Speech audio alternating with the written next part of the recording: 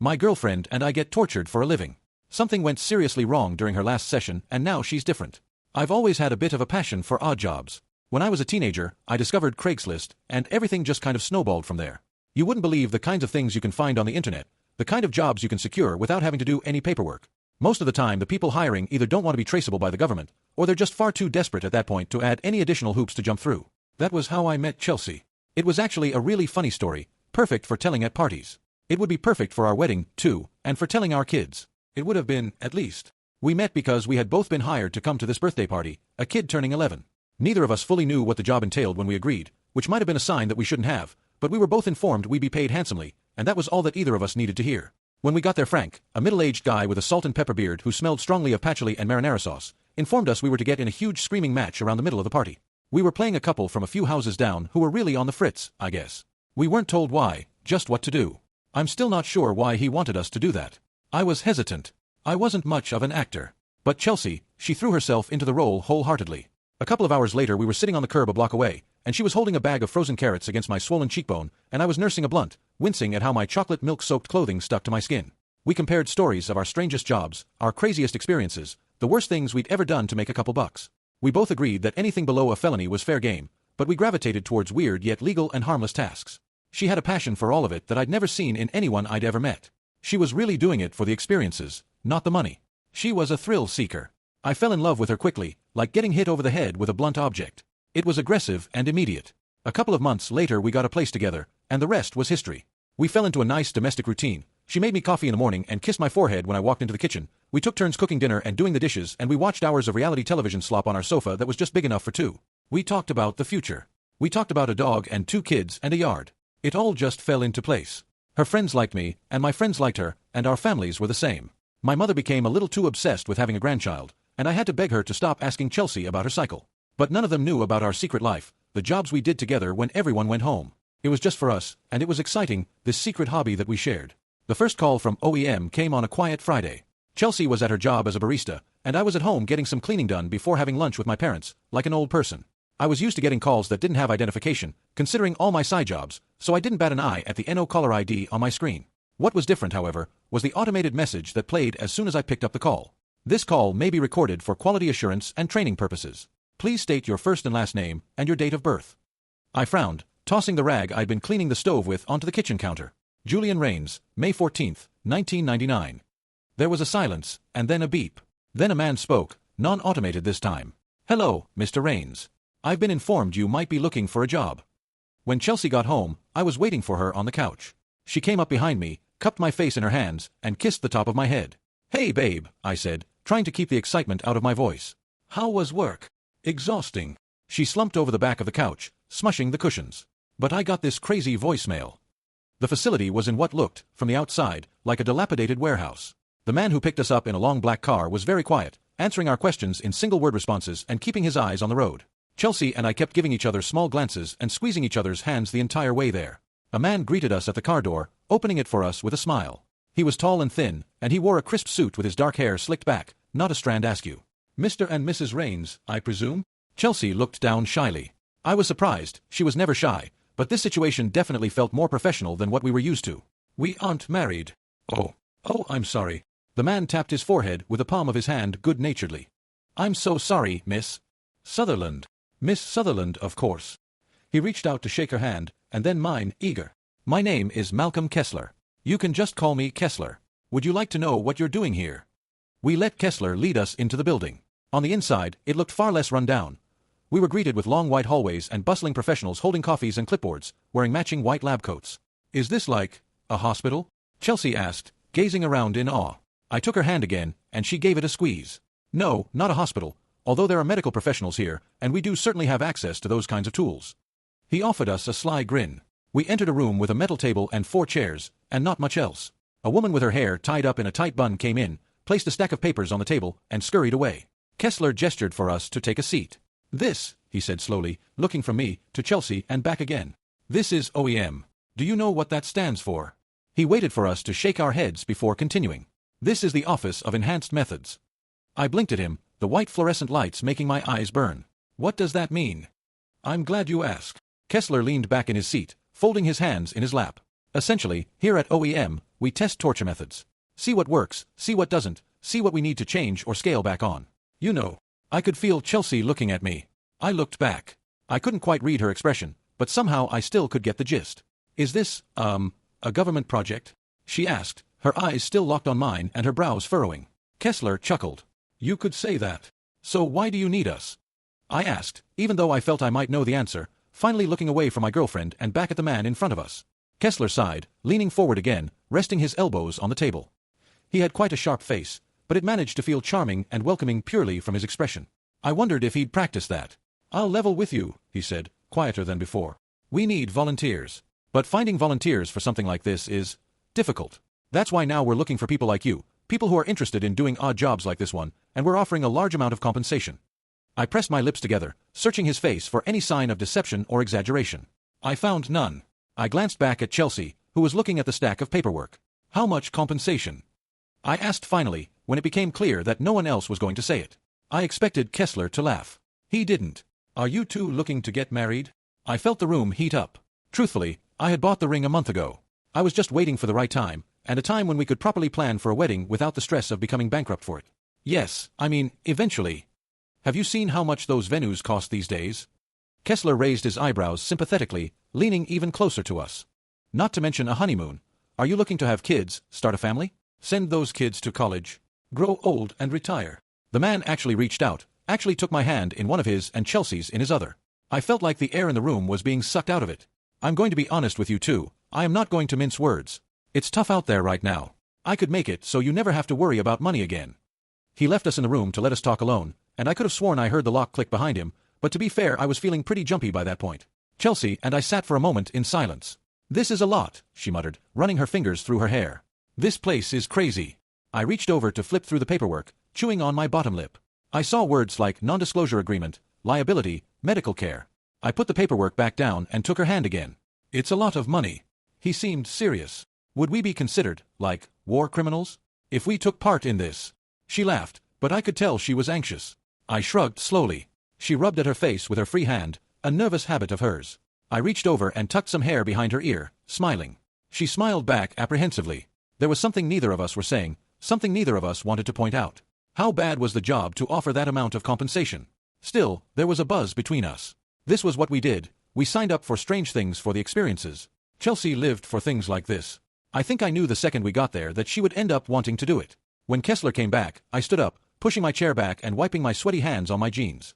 What kind of torture are we talking about? His smile was wide. I can show you now if you'd like. He explained as he led us back down the hall, guiding us into a different room that was essentially the exact same as the one we had just been in, but with more cameras mounted on the walls and with different chairs. I winced a little when I saw the wrist and ankle restraints attached to the sterile metal frame. Everything we do here stays within these walls, he told us, gesturing for us to take a seat. Chelsea and I shared a look, then obeyed. Communication-wise, but also physically. We will do nothing to permanently damage you, and we have medical staff on site for any treatment you may need.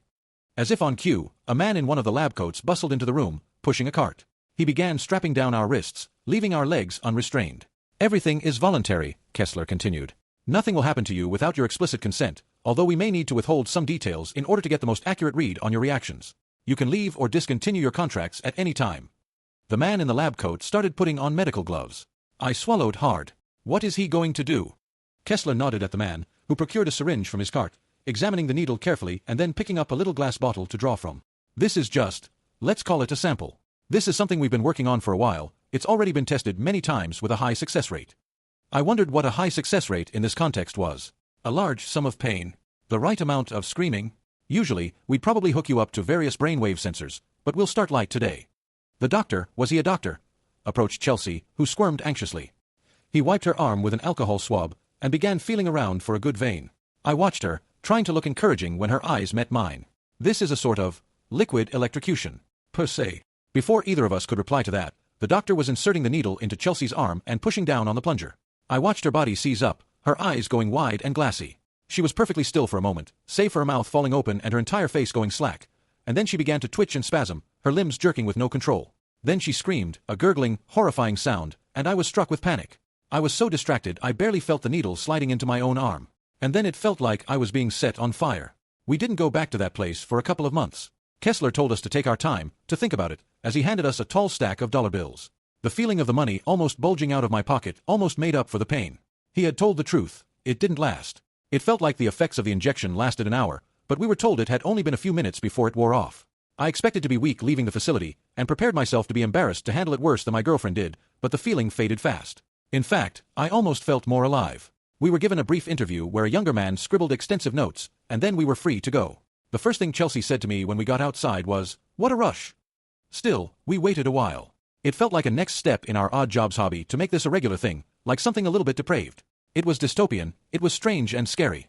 Even though the sensation was gone, I could vividly remember what the injection had done to me, how it had torn through my veins, how I had wondered if I was dying. And that was supposed to just be a sample.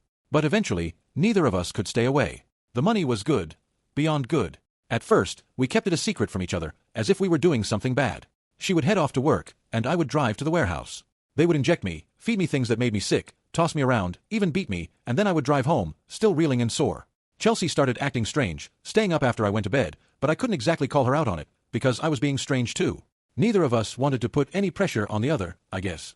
And I don't think either of us liked the idea of the other getting tortured. It was all but confirmed in my mind that we were both doing the same thing when I caught her coming through the front door at almost 3 a.m., rubbing at her temple like she had a horrible migraine. I was sitting on the couch, reading a book, waiting for her. She stopped cold, her eyes going wide. I couldn't help but chuckle. "Cheating on me?"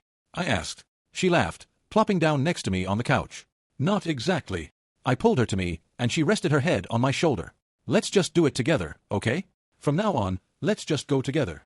I waited for an answer, but after a minute, all I got was a snore. We went together the next weekend. Kessler greeted us, patting each of us on our backs cheerfully. "Great to see you two together again. The work you both have been doing here is just fantastic." Chelsea and I eyed each other, and she gave me a little punch on the arm. I grinned at her.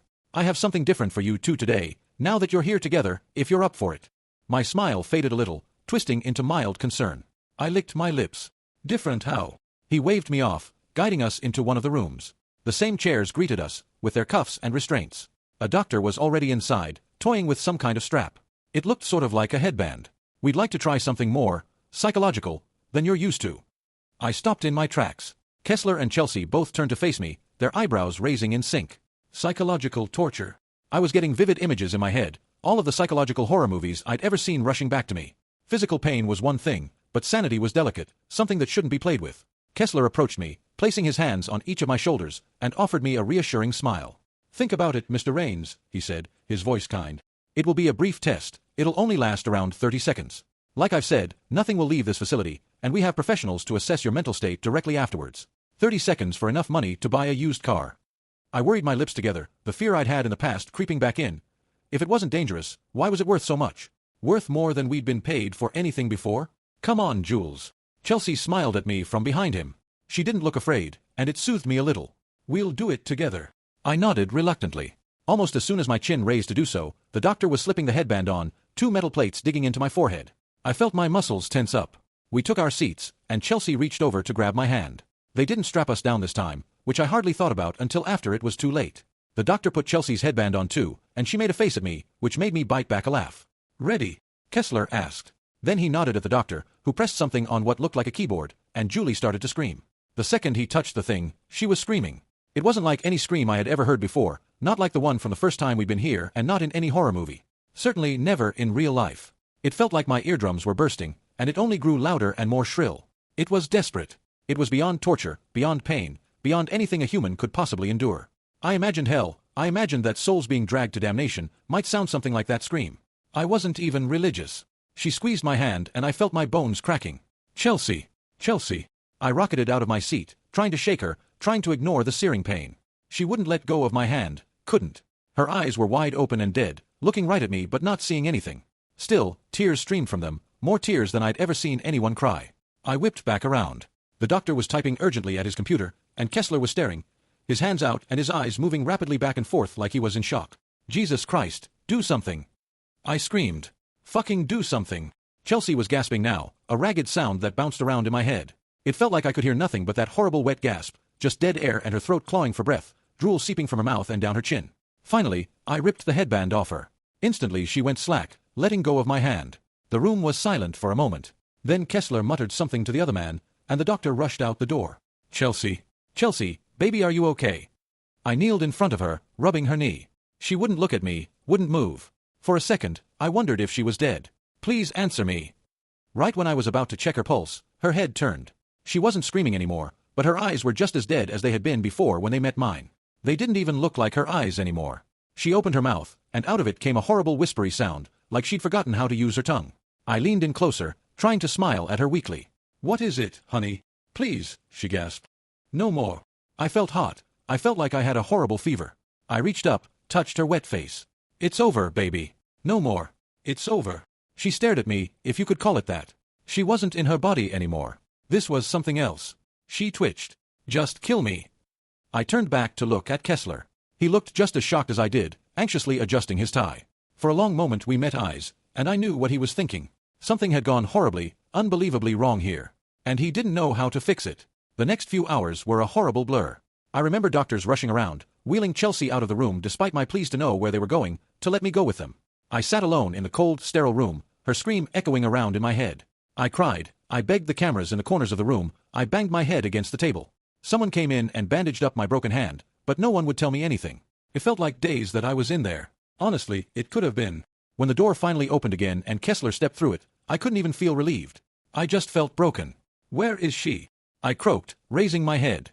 "Is she okay?" He said nothing, just sat down in front of me.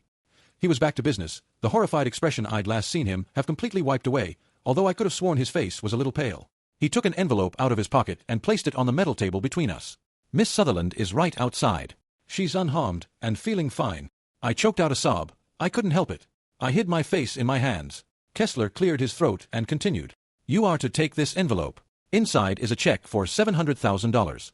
One of our drivers is going to take you to the emergency room, where you will have your hand properly treated. Any further medical bills will be completely covered by us.